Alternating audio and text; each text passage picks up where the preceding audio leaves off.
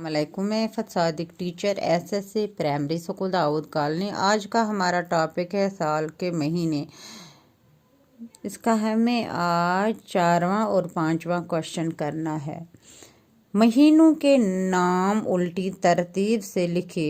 ऐसे रहता नहीं नाव लेकिन उल्ट तरतीब बस मन योर लिखित जनवरी इसलिए कोई फरवरी पद गोस मार्च अप्रैल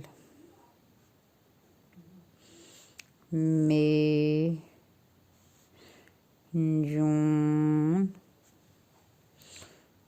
जुलाई अगस्त सितंबर अक्टूबर नवंबर दिसंबर आव यो उल्ट तरतीबस मज लेखुन वन लिख सोरे। पत ब्या क्वेश्चन नंबर 5 हरूफ मिलाकर लिखे। हरूफ मिलत लेखुन ये दित जीम नून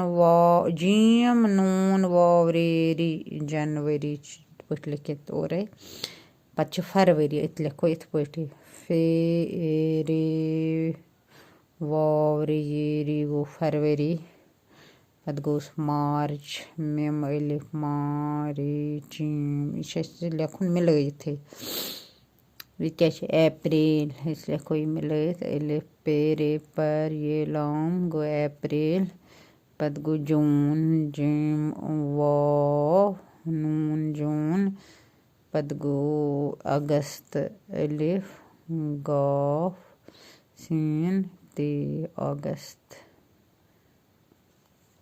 लिख जो असल पे किताब पे लिख जो ये तो कर जो कुम याद आज मकल लेसन पगह पर ब्याक लेसन।